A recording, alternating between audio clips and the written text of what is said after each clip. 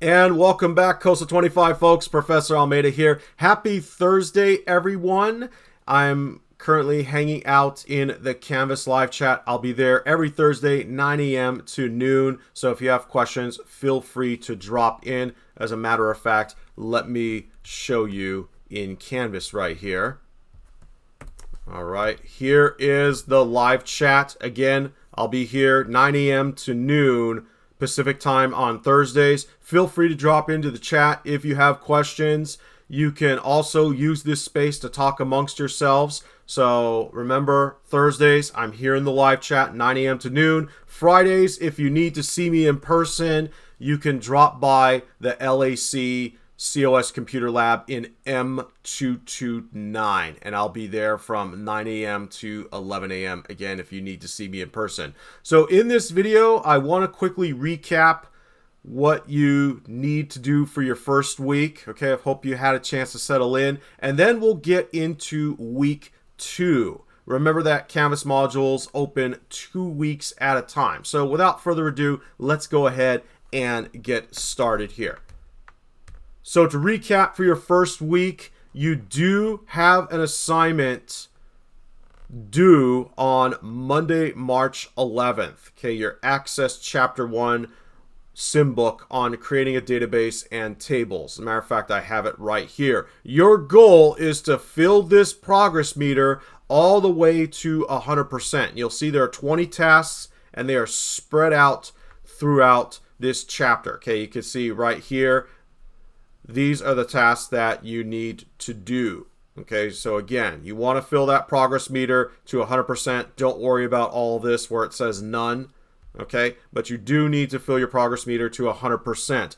This is a participation requirement of everyone, and especially since we have an active wait list for this class. If you don't turn in your Access Chapter 1 sim book, I'm going to assume that you're no longer interested in the class, and unfortunately you will be dropped so that I can make room for others.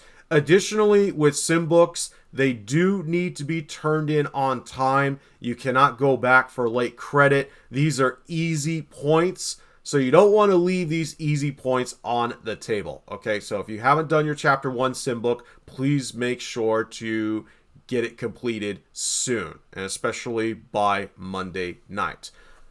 You also have a guided project for the first week. Okay, you have your guided project here. Be sure to watch this video to get an idea of how these projects work.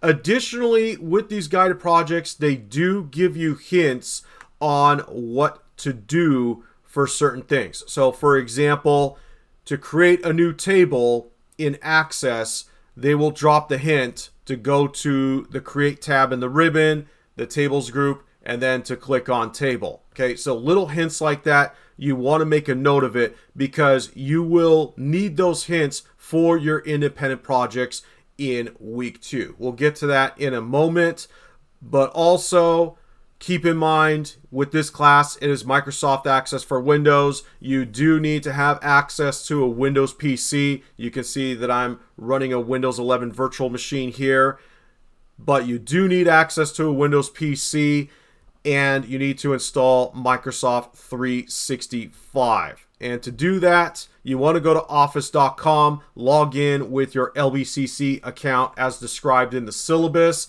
You'll see install and more, install Microsoft 365 apps, and then from there, install Office. There it is, install Office, and just follow the prompts after that. But you do need access to a Windows PC. You also have the Citrix Student Labs in your Viking portal. Okay, you have that as a last resort, but if you don't have a Windows PC at home or for some reason you can't install Microsoft 365, you do need to arrange to use another system. One option is to go on campus to the COS Computer Labs. Now, earlier I mentioned that I'm hanging out in the live chat until noon today. Fridays, I'm in person at the LAC COS Computer Lab at M229 from 9 a.m. to 11. You can drop by the computer labs if you need to work on your Access projects. And as a matter of fact, if you go to the COS tech support link here, right, this is their quote unquote class. Okay, and you can click to register. You'll see the posted hours for both labs at LAC and PCC. Okay, so here are the hours. Keep those in mind if you need to arrange to use another system. All right, so with that said, let's move on to week 2. Again, week 2 is already open and available for those of you who want to work ahead. And you'll see that you have 2 independent projects. These projects are a lot like your guided projects, except they don't drop hints. Okay, so take the hints from the guided project, write them down, keep notes, because you'll need those hints for your 2 independent projects. We're continuing on database and tables, and as you have seen in your chapter reading and sim book, tables really are the heart of your database. There's 4 different objects that we're going to learn about in Access. Right now we're covering tables, and then we're going to get into queries, and then forms and reports. You also have this success check-in here. By the end of week 2, I'm going to trust that you will have purchased access to SimNet, whether by purchasing directly in SimNet for about $60 plus tax, or going through the LBCC bookstore for a physical access card, which costs a little more. Either way, I want you to check in with me and confirm that you have access to the material.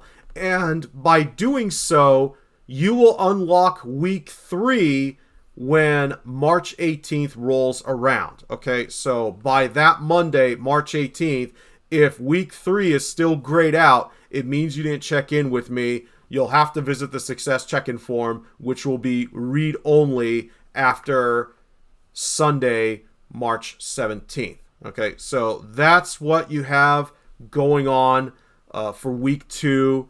Again, you want to make sure that you are pacing yourself appropriately and you are making time for the class. Enjoy your weekend, folks. Take care of yourselves out there. Let's make sure that we get that Chapter 1 sim book turned in, and I'll see you around.